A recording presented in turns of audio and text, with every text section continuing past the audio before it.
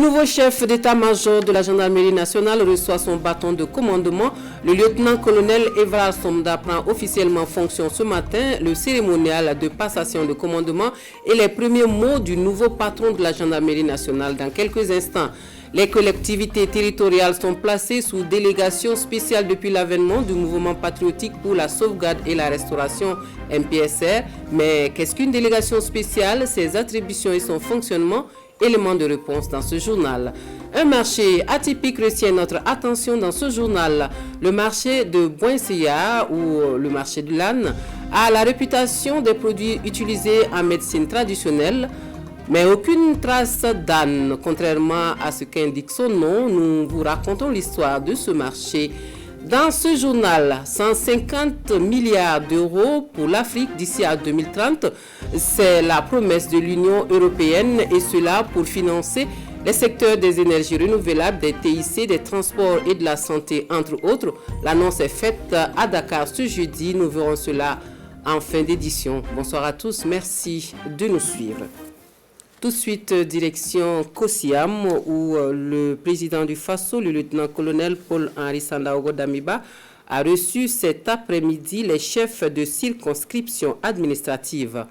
Avec les gouverneurs, les hauts-commissaires et les préfets, les échanges ont porté essentiellement sur la continuité du service public, la mise en place des délégations spéciales, régionales et communales.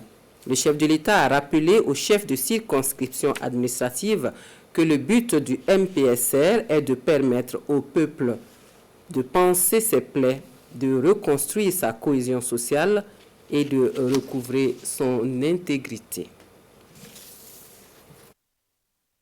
De ces collectivités territoriales au Burkina Faso qui sont placées sous délégation spéciale par les nouvelles autorités au pouvoir au Burkina Faso. Ce n'est pas la première fois que le pays connaît une telle situation, mais il est intéressant d'éclairer les lanternes sur ce concept. Alors, qu'est-ce qu'une délégation spéciale? Quelles sont ses attributions et fonctionnements? Quel type de délégation spéciale mettre en place au Burkina Faso pour satisfaire les populations? Éléments de reportage et d'éclairage avec Hassan Gourabou et Karim Sissé depuis Bobo. Mairie centrale de la commune de Bobo-Dioulasso. La porte du bureau du maire mise sous scellé. Un tour à la mairie de l'arrondissement 5, c'est le même constat qui se dégage. Une mesure conservatoire prise par le ministère en charge de l'administration territoriale suite au décret du MPSR mettant fin aux fonctions des membres des exécutifs locaux. Le même décret place les collectivités territoriales sous délégation spéciale conformément au texte en vigueur. Il y a deux types de délégations spéciales. La délégation spéciale régionale et la délégation spéciale communale. La délégation spéciale régionale, telle que prévue par l'article 11 de la loi de 2013, relative donc aux délégations spéciales, prévoit que le président devient le gouverneur de la région. Ensuite, dans l'ordre de l'énumération, la loi prévoit le secrétaire général de la région, les hauts commissaires, le secrétaire général du conseil régional, bien entendu, et l'ensemble des services techniques qui interviennent au niveau de la région. Il faut dire qu'il y a une troisième catégorie de personnes qui participent au conseil régional. C'est d'abord qu'il faut 2 représentants des autorités coutumières, 3 représentants des autorités religieuses, et la loi ajoute à cela 3 représentants des organisations de la société civile. C'est à peu près la même structuration au niveau du conseil de la collectivité, au niveau de la délégation spéciale communale. Au dire de Dr Thomas Yonli, la loi ne prévoit pas de manière spécifique les attributions des délégations spéciales. Même si elles résultent d'un coup d'État, les délégations spéciales ont la charge d'assurer la continuité des services. On est dans une situation exceptionnelle que le juge qualifie de circonstance exceptionnelle et que la loi de 2017 portant modification du Code général des collectivités qualifie de situation extraordinaire. Dans ces conditions, cette délégation spéciale peut, en plus de la continuité donc, du service public en temps ordinaire, peut avoir des initiatives en matière de redressement pour avoir des collectivités qui vont être en charge de l'intérêt général. Donc on peut dire que c'est les mêmes attributions de développement local des collectivités. Depuis l'annonce de la dissolution des collectivités territoriales, de nombreuses personnes manifestent une envie d'être membres des délégations spéciales qui doivent être mises en place. Pour Dr Thomas Nyonli, le Burkina doit tirer des leçons des dysfonctionnements des délégations spéciales passées afin que celles à venir puissent travailler dans le sens réel du développement socio-économique. Il faut faire en sorte que dans le choix du personnel administratif et technique, dans le choix des populations qui vont incarner la gouvernance locale, qu'il y ait plus de vertus, les vertus de l'intégrité, les vertus de la gratuité dans la gestion, afin d'assurer aux collectivités une gestion pérenne dans la continuité du service public. Parce que c'est cela un peu. Le service public, c'est notre solidarité. C'est l'indice de notre solidarité. Si cela n'est pas bien fait, ça peut encore contribuer à creuser davantage les inégalités sociales qu'il y a au niveau des différentes collectivités. Les délégations spéciales qui seront mises en place sont en principe chargées de gérer la continuité du service jusqu'à l'organisation des prochaines élections municipales ou régionales. Autre point de l'actualité, le lieutenant-colonel Évrard Somda prend désormais la tête de la gendarmerie nationale. Le nouveau chef d'état-major de la gendarmerie nationale place son mandat sous le signe de la réorganisation pour mieux relever le défi de la lutte contre le terrorisme et l'insécurité au Burkina Faso. Il reçoit ce matin le bâton de commandement des mains du chef d'état-major général des armées, cérémonie et discours immortalisés par Moussa Ouedraogo et Draman Guéné. La gendarmerie nationale à mon commandement. Garde à vous! Dès ce 11 février, il est le nouveau chef d'état-major de la gendarmerie nationale, le lieutenant-colonel Évrard Somda. Les attributs du commandement lui sont portés par le chef d'état-major général des armées lui-même.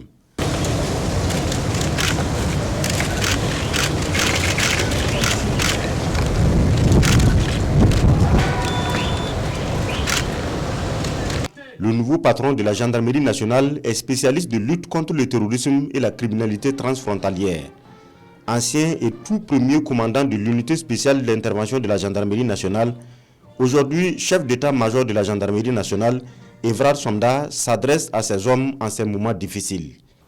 La nouvelle stratégie de lutte contre le terrorisme consacre le rôle que la gendarmerie devra jouer aux côtés des autres forces de défense et de sécurité, des VDP, de nos partenaires et des populations pour atteindre cet objectif. Nous répondrons présents en jouant pleinement notre partition dans une synergie d'action avec les autres forces. Pour être pleinement efficace, nous devons en tout premier le faire montre d'une cohésion interne indéfectible entre gendarmes, quelles que soient nos origines et notre place dans la hiérarchie. Nous devons nous souder autour de l'essentiel, la sauvegarde de notre peuple et la refondation de la nation. Les défis sont énormes, mais en face, la détermination est ferme. Lutte contre le terrorisme, sécurisation des axes routiers, des biens et des personnes, Évrard Somda engage ses soldats. Il nous faut œuvrer particulièrement à ce que la compétence et la probité soient nos repères, de telle sorte que les pratiques contraires à l'éthique et à la déontologie du gendarme ne galvaudent pas la devise de notre institution. Nous allons entreprendre sous votre leadership et fort des valeurs de patriotisme et d'intégrité chères au chef suprême des armées, la dynamisation des unités et sous-unités de police judiciaire et technique dédiées aux investigations en matière de corruption, de fraude, de crimes économiques, de trafics divers, toutes choses qui contribueraient à assécher les sources de financement du terrorisme. Le lieutenant-colonel Évrard Somda remplace à ce poste Le colonel-major Omer Bambara, le nouveau chef d'état-major de la gendarmerie nationale, né en janvier 1981, est ancien PM Kalis et officier d'infanterie issu de l'académie militaire Georges Namono de Pau. Le diplômé de l'école de guerre à Paris est en deuxième année de thèse en sciences humaines, option sécurité-défense. Et la police nationale qui engrange des résultats dans la lutte contre l'insécurité et le grand banditisme. Le service régional de la police judiciaire du centre met hors d'état de nuire des réseaux de bandits spécialisés dans les braquages, vols à main armée et corruption. Les présumés malfrats et leurs modes opératoires sont présentés aux journalistes ce matin à Ouagadougou. Gérard Somé et Moumouni Soubega y étaient, leur compte rendu. Une Kalachnikov, 286 munitions de Kalachnikov, un pistolet automatique et des armes blanches. C'est le butin saisi par les éléments du service régional de la police du centre. Ces présumés malfrats sont repartis sur 4 groupes. Et le fait marquant, c'est l'arrestation des auteurs de l'attaque des boutiques de transfert à Kalgoundé le 7 janvier dernier. Ils ont fait irruption dans la dite boutique en tirant en l'air pour disperser la foule. Suivant le mode d'opération dessus cité, l'un est rentré dans la boutique tandis que l'autre au dehors tirait pour intimider les riverains. Ils ont pu emporter ce jour 15 millions. Un autre groupe qui opérait tard la nuit a également été démantelé. Ce groupe était spécialisé dans les vols à main armée. Une fois la victime repérée, généralement les dames qui rentrent tard la nuit, ou bien des personnes qui veulent se soulager, ou bien qui sont arrêtées pour un appel, ils vous agressent, ils récupèrent le butin et ils disparaissent dans la nature. Les hommes du commissaire Galmanet ont également mis la main sur un réseau spécialisé dans les arnaques. Le mode opérateur consiste à prendre des papiers peints ou bien photocopier des papiers et des billets de banque sur des papiers et scanner et faire en sorte qu'on insère des vrais billets dedans. On vous invite à venir, en tout cas les contacter, pour dire qu'en fait ils ont eu un circuit où ils ont fait sortir les billets de banque, la BCAO ou bien des banques étrangères. Et que il y a un liquide nécessaire au lavage qui permettra de bouffer ces billets. Les engins retirés des présumés délinquants sont remis sur place à leurs propriétaires. C'était aux environs de 23h30. Quand je suis arrivé devant ma porte, c'est de là qu'ils m'ont braqué. Prendre la moto portable, sac, ça là même j'avais pris. Je ne pense plus que j'allais retrouver la moto. Je ne pense plus, j'avais perdu l'espoir. La majorité des présumés délinquants ont déjà séjourné en prison. Selon le commissaire principal de police Saïbou Galbané, l'arrestation de ces réseaux a été possible grâce à la contribution des éléments de la BAC, du commissariat de Boulmigo et de la population. L'eau ne coule plus dans les robinets dans certains quartiers de la capitale depuis hier et cela est dû à la rupture d'une conduite principale du site de Ziga 2. Nous allons donc sur place au barrage de Ziga pour avoir des réponses à cette situation. Nous allons suivre le reportage de Daouda Ouattara et Maïmouna Traori. La principale conduite d'amener d'eau à Ouagadougou à partir de la station de Ziga 2 fissurée. Une casse technique qui crée un déficit de près de 50% sur la desserte de la ville de Ouagadougou. Plusieurs quartiers, notamment les zones de Yagma, Bassenko, Bonneuville et Karpala, connaîtront des perturbations. Ce sont des casses qui peuvent arriver naturellement, mais ici on parle donc d'une casse technique. Ça n'a rien à voir avec la maintenance. Comme vous l'avez bien vu, donc c'est une conduite qui est posée et qui n'a pas du tout besoin même d'une quelconque maintenance. Nous avons au fait un déficit de près de 50% sur la ville de Ouagadougou.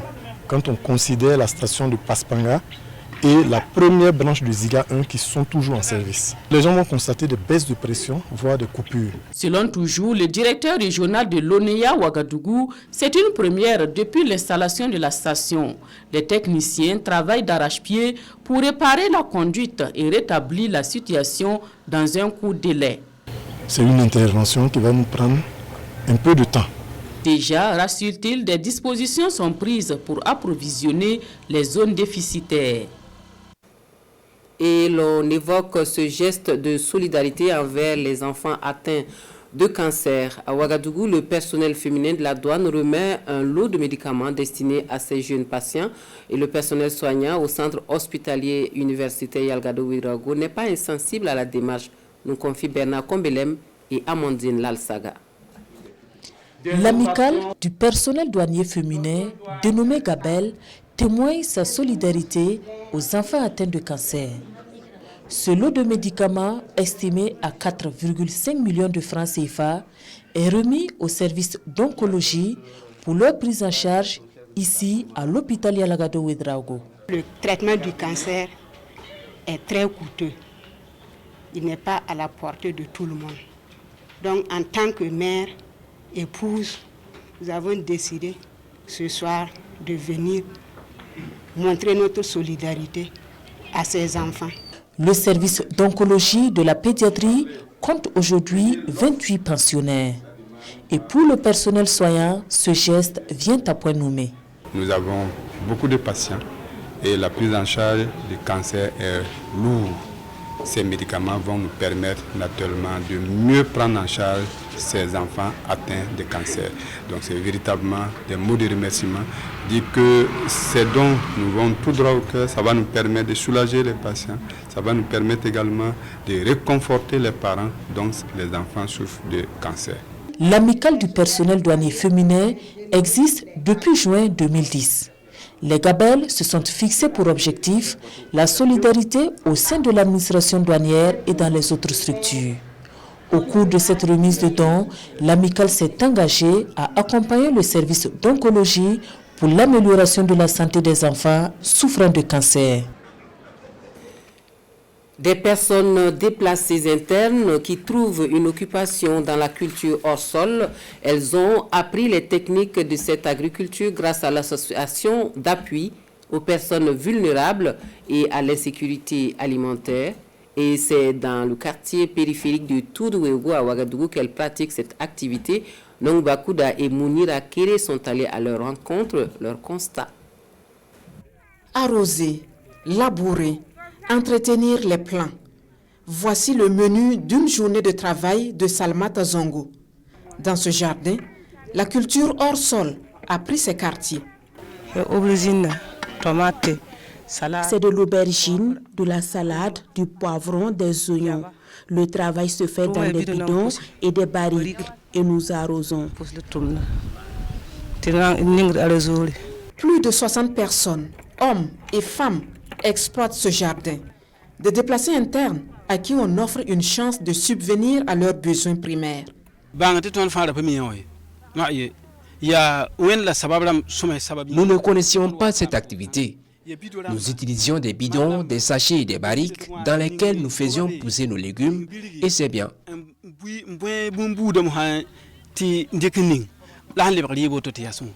Mais le jardin est très petit pour nourrir une soixantaine de personnes, leurs familles y compris.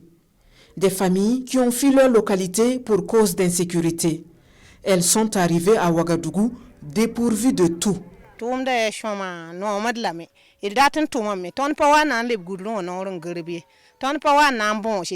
Nous apprécions l'activité. Nous ne voulons ni mendier, ni revendiquer aux abords de la voie. Mais nous avons besoin de soutien. Nous n'avons pas à manger et pas d'endroit pour nous loger.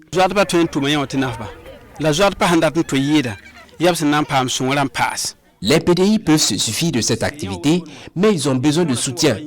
Le jardin est petit pour notre norme, il ne peut pas couvrir à lui seul nos besoins. Cependant, la connaissance peut nous profiter un jour.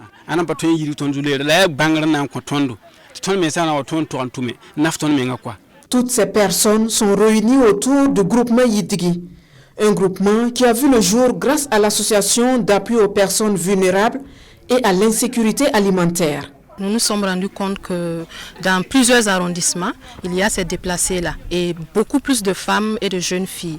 Donc, entrant dans ce cadre-là, nous avons décidé de mettre en place des activités de production hors sol afin de venir vraiment en aide à ces jeunes femmes et jeunes filles déplacées internes pour une meilleure autonomisation économique et financière. C'est une production qu'elles peuvent répéter chez elles lorsqu'elles pourront voilà, par la force des choses, repartir dans leur localité. En attendant le retour de ces pères et mères de famille dans leur localité d'origine, il faut parer aux plus urgents. L'alimentation, le logement, la santé, leurs principales préoccupations. Et l'Ordre des géomètres du Burkina qui apporte sa contribution à la problématique de la gestion des terres. Cela à travers une réflexion avec les acteurs du foncier, le but étant de faciliter la délivrance des documents entrant dans ce cadre. Ouverture de la rencontre avec Roger Kam et Maxime Zongo.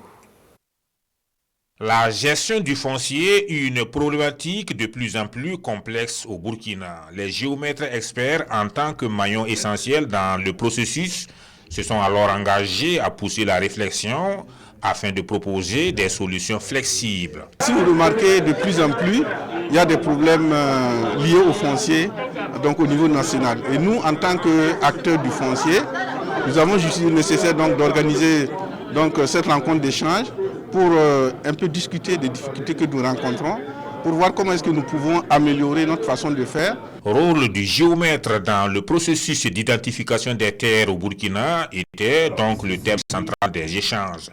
Des échanges qui ont vu la contribution de bien d'acteurs intervenant dans la gestion du foncier. Le géomètre expert est un partenaire privilégié, un partenaire important en matière de sécurisation foncière, parce que l'immatriculation qui est vraiment le moyen de protection des terres du domaine foncier national, des terres de l'État et des collectivités, ne peut être effective que si effectivement l'opération est bien conduite. Avec les conflits que nous avions aujourd'hui, si le travail préalable qui est le bornage d'immatriculation est fait par le géomètre expert n'est pas conduit dans les règles de droit, naturellement, en aval, vous allez avoir des titres d'occupation, des titres de propriété qui sont faits avec des erreurs, toutes choses qui ne sécurisent pas. À l'issue des débats, les participants ont estimé qu'il était bon de mettre en place un cadre formel d'échange.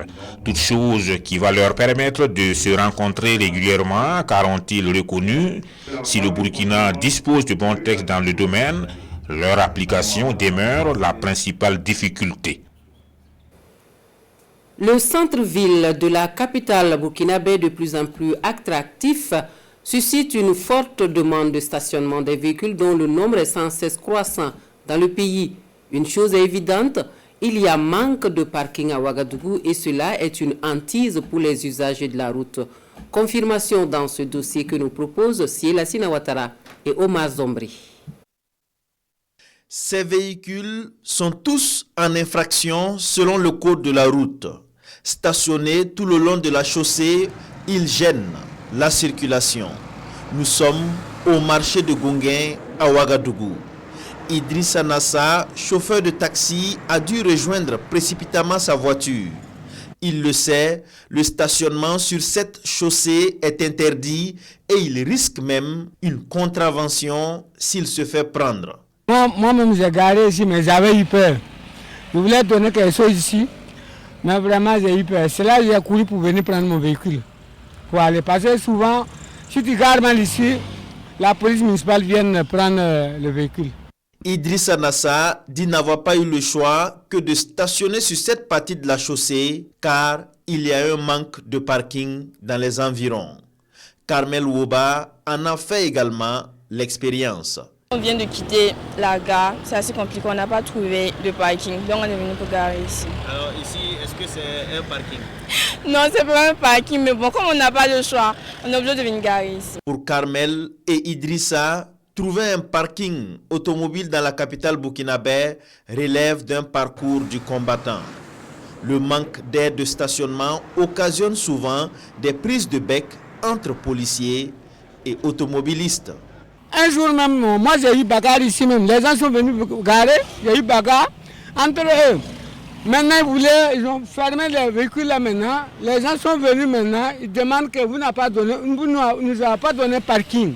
Maintenant, vous venez fermer notre véhicule pour qu'on fasse comment? Donnez-nous un parking. Si déjà l'autorité n'arrive pas à donner les aides de parking aux citoyens, mais est prompte à sanctionner, il faut avouer que l'un dans l'autre, il va falloir corriger à quelque part. À l'avenue Nabakoum 1, les panneaux d'interdiction, d'arrêt et de stationnement sont nombreux et bien visibles. Malheureusement, ils ne sont pas toujours respectés, ce qui est dommage pour Rabo Michel. Ce dernier pense que les autorités ont péché par négligence en ne prenant pas en compte le besoin des automobilistes dans le projet d'aménagement des grandes villes. Il faut restructurer de manière à ce que les nouvelles constructions puissent tenir compte du volume des véhicules qui rentrent par an, de sorte que le parking soit un élément intégré des nouvelles constructions, surtout en zone commerciale. Comme solution, Michel Rabo propose des parkings aériens ou en sous-sol dans les futurs projets d'aménagement de la mairie de Ouagadougou.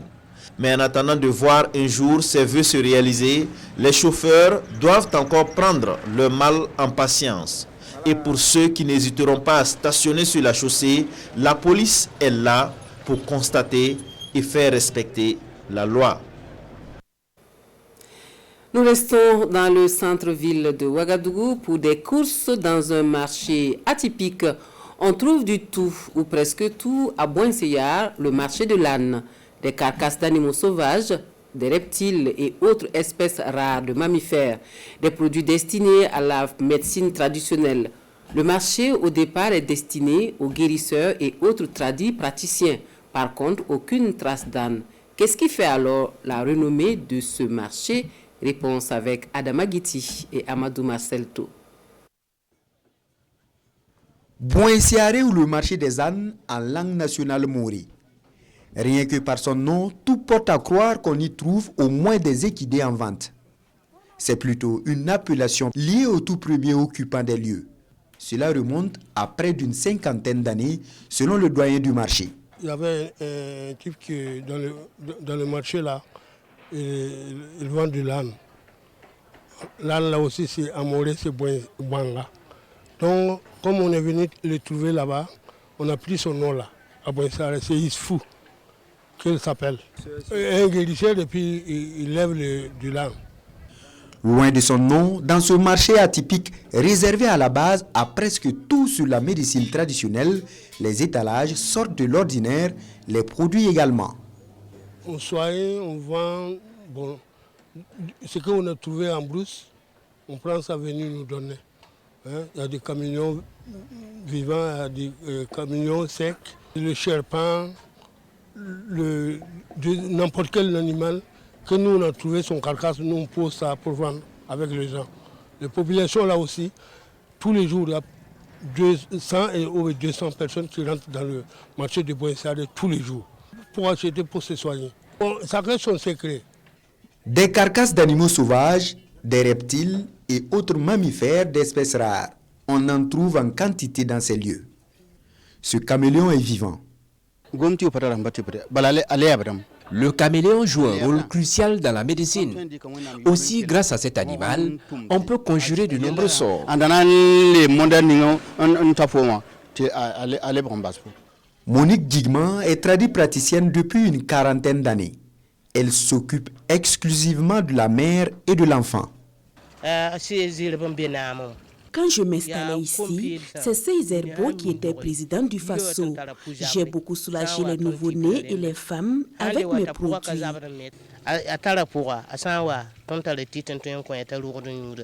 Boinseyar, depuis sa création, est donc une référence au Burkina Faso au plan de la médecine traditionnelle.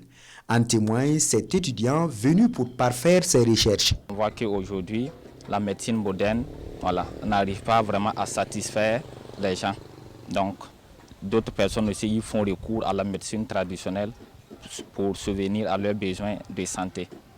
Cependant, force est de constater que cet espace est également le lieu de proposition indécente de certains clients vicieux. Oui, il y a des gens qui viennent demander certains organes, bon, qu'on ne peut pas dire au micro, mais quand ils viennent seulement leur faire comprendre que notre marché, ce n'est pas ce qu'ils pensent.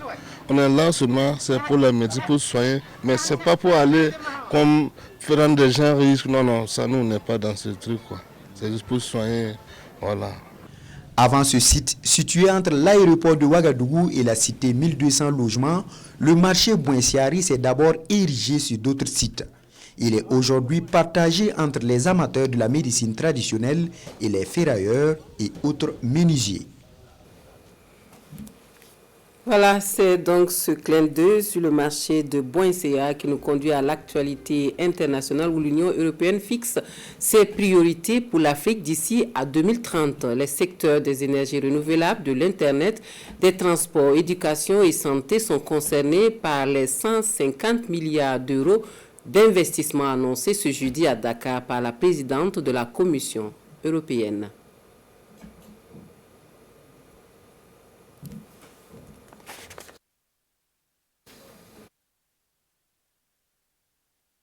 L'actualité qui n'est pas au rendez-vous, nous allons mettre fin à ce journal. Merci à vous de nous avoir suivis. Ici à Kanana vous retrouve à 23h pour les dernières informations sur la télévision de Burkina. Excellente soirée à tous.